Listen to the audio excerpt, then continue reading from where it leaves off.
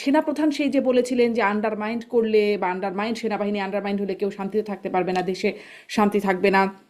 বা এবং major general Hakimuzzaman সে যখন ব্রিফিং করছিলেন এই পুরো প্রক্রিয়া সেনা হেফাজতে নেওয়ার, তিনি বলছিলেন যে সেনাবাহিনীর মোরাল এফেক্টেড হয়েছে। এখন সালাউদ্দিন আহমেদের বক্তব্য যে ভারসাম্য নষ্ট হলে সেটি আমরা এফোর্ড করতে পারবো না। ভারসাম্য নষ্ট হচ্ছে কিনা, আন্ডারমাইন্ড হচ্ছে কিনা মোরাল ডাউন হবার ফলে, এবং এতে আসলে শান্তিতে কেউ থাকতে পারবে না, এটা যে তিনি পরিষ্কার করেছিলেন সেনা প্রধান, সেরকম একটা পরিস্থিতির দিকে আছে কিনা। না, আমি কথাটা বুঝলাম না, লাস্ট কথাটা কি বললেন, কাকে পরিষ্কার করছিলেন? মানে আমি ওই যে সেনাপ্রধানের 25শে ফেব্রুয়ারির যে বক্তব্য, যে হুম। আন্ডারমাইন্ড হলে কেউ শান্তিতে থাকতে পারবে না, দেশের শান্তি শৃঙ্খলা থাকবে না, এটি আমি পরিষ্কার করে বলে দিলাম, মানে তার বক্তব্যের শেষে এরকম একটা অংশ ছিল। তো তার সে তো সেই অনেক বক্তব্য থেকেই আমি অনেকদিন আজকে। আগের বক্তৃতা, আপনি সেটাকে যদি এখন রিলেট করেন তাহলে হচ্ছে না।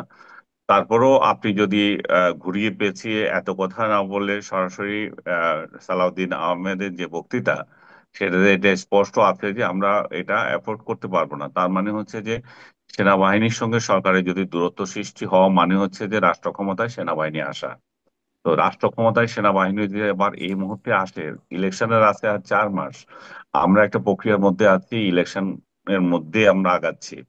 এখন যদি আবার সেই জায়গায় প্রতিবন্ধকতার সৃষ্টি হয়, তার মানে ইলেকশন আবার একটা অনিশ্চয়তার মধ্যে পড়বে। এবং এই সরকার তখন, সেনাবাহিনীর এই সরকার তখন কয়দিন থাকবে? তারা কি 3 মাসের জন্য আসবে, না 3 বছরের জন্য আসবে, না ডক্টর ইউনূসের মতো মানে যখন ইচ্ছা তখন আমি ডিক্লার দেবো কতদিন থাকবো, সেই সেই পরিস্থিতিতে পড়বে কিনা? তো এটা তো জনমনে একটা বিরাট আতঙ্ক। অর্থনীতির যা অবস্থা, আইন শৃঙ্খলার এখন যা অবস্থা, আইন আদালতের যা অবস্থা, সবকিছুতে মিলে তো মানুষের ত্রাহি ত্রাহি অবস্থা হয়েছে।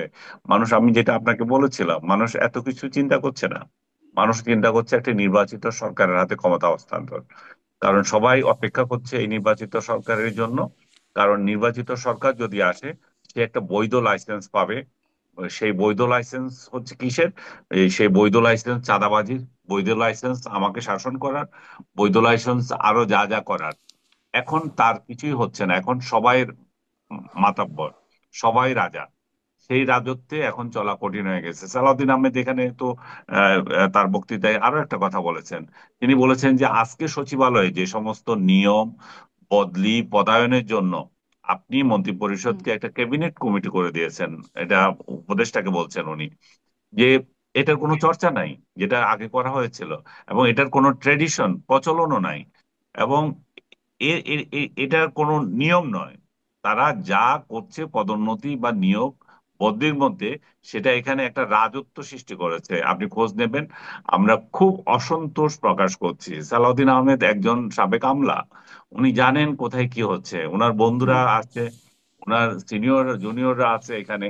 এখানে রাষ্ট্র ক্ষমতা দখলের আগে যে আইন প্রশাসন যে দখল হয়ে যাচ্ছে, এখানে পুলিশ প্রশাসন কারা দখল হুম। করছে, এখানে সেনা প্রশাসনে কারা যাবে, কোন মতাদর্শের লোকগুলো যাবে, আমলাতন্ত্রে কারা যাবে, এগুলো নিয়ে তো আরেকটা ওয়ার চলতেছে পেছনে। সেই জায়গাতে উনি সতর্ক করছেন যে যেগুলো যেভাবে চলছে সেভাবে ওইটাও ওনারা অ্যাকসেপ্ট করতে পারছেন না। তো জি, আমি আসি এই তাহলে জন্যই বলি প্রশাসন যে দখলের বিষয়ে। প্রশাসন দখলের হুম, বিষয়ে তাহলে আরেকটু সুনির্দিষ্ট করে প্রশ্ন করি। আর আমি একটু ঘুরিয়ে পেয়েছি কেন বলছিলাম, কারণ সেনাপ্রধানেরও সাবধানতা ছিল, সেটিও 25 ফেব্রুয়ারি, যে শান্তি শৃঙ্খলা বিনষ্ট বিনষ্ট হবে। এখন সালাউদ্দিন আহমেদেরও প্রতিরক্ষা বাহিনী নিয়ে ভারসাম্য নিয়ে একটা সাবধানতা, মানে যে সেটি নষ্ট হলে আমরা এফোর্ড করতে পারবো না। তাই আমি আসলে মেলাতে চাচ্ছিলাম যে এই দুটো ভারসাম্য এবং সেই শান্তি শৃঙ্খলা বিনষ্টের যে শঙ্কা, সেটির মধ্যে কোনো কানেকশন আছে কিনা, বা সেই পরিস্থিতি কি এখন তৈরি হয়েছে কিনা, কেন আসছে এই প্রসঙ্গ। আপনি বলছেন যে প্রশাসনের ব্যাপারটা, সালাউদ্দিন আহমেদের যে বক্তব্য, সালাউদ্দিন আহমেদ বললেন যে এখানে রাজত্ব সৃষ্টি হয়েছে।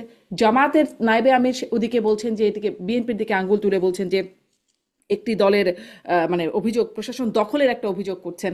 এবং তিনি মানে ওই মানববন্ধন থেকে বা তাদের যে সমাবেশ, সেখান থেকে তিনি এরকম কথা বলছেন। আবার কদিন আগে মাহফুজ আলম, তিনি বলছেন চোখের সামনে দেখলাম বিএনপি জামায়াত ভাগাভাগি করে নিয়ে গেল। মানে প্রশাসনে এই পদায়ন, বদলি ইত্যাদি বিষয় নিয়ে সবাই, সরকার পক্ষ, বিএনপি, এদিকে জামাত, সবাই অভিযোগ করছেন। এমন পরিস্থিতি আসলে কেন হচ্ছে আনিস আলমগীর? ওই জন্য হচ্ছে, কেউ বৈধ লাইসেন্স নাই, এখন সবাই লাইসেন্স দাঁড়িয়ে দাবি করছে। আমারও ক্ষমতা আছে, আমারও ক্ষমতা আছে, আমারও ক্ষমতা আছে। এবং মাহফুজ আলম যে কথাটা বলেছেন, সেটা একেবারে সত্য, ওনারা ভাগাভাগি করে নিয়েছেন।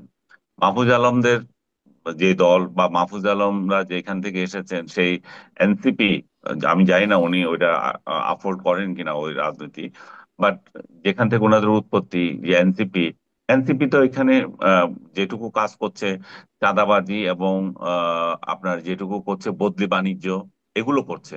কিন্তু বদলিগুলোতে যে লোকগুলোকে দিচ্ছে সেটা তো তাদের দলের না। তারা তারা তাদের দল তো এত বিস্তৃত হয় নাই যে তাদের লোক এখানে এখানে বদলি করবে। তো তারা এই সুবিধাটা নিচ্ছে, বাণিজ্য করছে। আর এই যে লোকগুলো বদলি হচ্ছে সেগুলো হয় বিএনপি নয় জামাত। আর আওয়ামী লীগ যারা ছিল বা আওয়ামী লীগ বনা যারা ছিল তাদেরকে তো সাইড লাইনে ফেলে দিচ্ছে অনেক আগে। তাহলে তো এই তো ভাগাভাগি করার জন্য তো দুইটা দলই আছে। মাহফুজ তো ঠিক মতোই বলেছে, আমরা দেখলাম রাতারাতি এরা ভাগ করে নিয়েছিল। তো সেই ভাগে হয়তো কারো কেউ কম পাচ্ছে, কেউ বেশি পাচ্ছে, কেউ এগিয়ে যাচ্ছে। এটা নিয়ে ওনাদের মধ্যে গোলযোগ, এটা নিয়ে ওনাদের মধ্যে এখন কে বেশি পাচ্ছে কে কম পাচ্ছে সেটা ওনারা জানেন, কারণ লোকগুলো ওনাদের। হুম।